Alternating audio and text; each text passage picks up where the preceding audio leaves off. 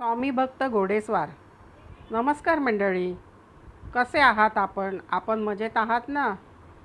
चला तर मग श्रोते हो, आज आपण एक नवीन कथा पाहूयात. श्री स्वामी समर्थांच्या अपूर्व व अद्भुत लीला चोळप्पाच्या घरी चालूच होत्या. लोक सकाळपासून रात्रीपर्यंत स्वामींच्या दर्शनास येत असत. समर्थांचे दर्शन घेतल्याशिवाय लोकांना चैनच पडायचे नाही. एके दिवशी सकाळी जेव्हा स्वामींच्या भेटीसाठी लोक आले होते, त्यावेळेला त्यांना एक पांढरा शुभ्र घोड्यावर बसलेला घोडेस्वार चिंताक्रांत होऊन बसला होता. तो घोड्यावर बसलेला होता आणि घोडा पुढेही जात नव्हता व मागेही जात नव्हता. स्वार खरे तर स्वामींच्या दर्शनाला आला होता, परंतु घोड्याने दरवाजा अडवल्यामुळे त्याला काही खाली उतरता येत नव्हते. स्वामी चोळप्पाच्या दरवाजातील औदुंबराच्या झाडाखाली बसून घरातील धान्य मोजीत होते. स्वामींच्या हातात देवाचा मुखवटा होता व त्यानेच ते धान्य मोजत होते. लोक हे दृश्य पाहून आश्चर्यचकित झाले होते. घोडेस्वाराकडे पाहून काहीही बरळत होते. घोडेस्वार मात्र हैराण झाला होता. काय करावे त्याला सुचत नव्हते.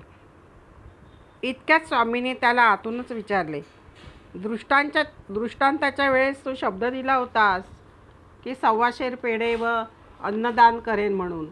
त्याच्या पुढे काय झाले? घोडेस्वार एकदम चमकला व भानावर आला, कारण त्याने स्वामीचरणांशी अर्पण करण्यास पेढे आणले नव्हते. म्हणून स्वामी घोडेस्वारावर जोरात ओरडून म्हणाले, तू पेढे आणल्याशिवाय हा तुझा घोडा जागेवरून हलणार नाही आणि तुला घोड्यावरून उतरता येणार नाही. स्वामींचे बोलणे लोकांनी ऐकले आणि ते सर्व विस्मयचकित झाले. लोक घोडेस्वाराकडे पाहून विचारू लागले, अरे, ही दृष्टांत कथा काय आहे व हे 125 पेढे कसले रे? घोडेस्वाराने लोकांकडे पाहिले व त्याच्या पोटात असह्य कळ आली आणि तो घोड्यावर आपले पोट दाबू लागला. त्याच्या तोंडून एकही शब्द येईना. इकडे स्वामींचे धान्य मोजणे चालूच होते. चोळप्पा हात जोडून भक्तिभावाने स्वामींकडे पाहत होता. घोडेस्वाराची ती पोटाची कळ एवढी जबरदस्त होती की त्याला काहीच बोलता येईना. काही वेळ असाच गेला. लोकांची उत्सुकता मात्र वाढली. शेवटी घोडेस्वार म्हणाला, तुम्हाला मी थोडक्यात सांगतो. मला या असाध्य पोटदुखीने हैराण केले आहे, म्हणून कितीतरी वैद्यांकडे मी गेलो.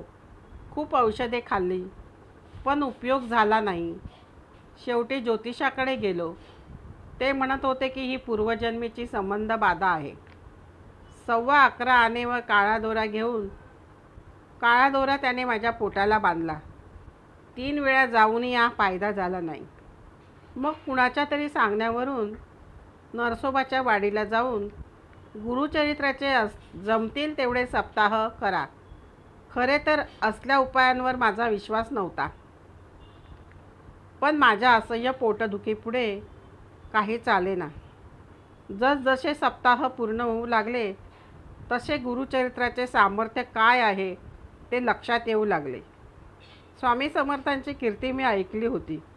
मी समर्थांना नवस केला होता, मला जर स्वप्न दृष्टांत होऊन मार्ग सापडला तर 125 पेढे मी तुमच्या चरणी ठेवीन.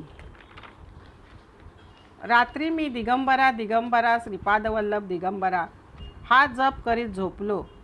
तेव्हा रात्री नृसिंह सरस्वती माझ्या स्वप्नात आले व ते म्हणाले, त्वा जावे सत्वर अक्कलकोटी, त्वा जावे सत्वर अक्कलकोटी, तेथे किरींची विष्णू धुर्जाटे, तेथे किरींची विष्णू धुर्जाटे, ऐक्य रूपे अवतार घेऊनी सर्व संकटी, ऐक्य रूपे अवतार सर्व संकट घेऊनी सर्व संकटी, तारिती सकल जीवांशी, तारिती सकल जीवांशी.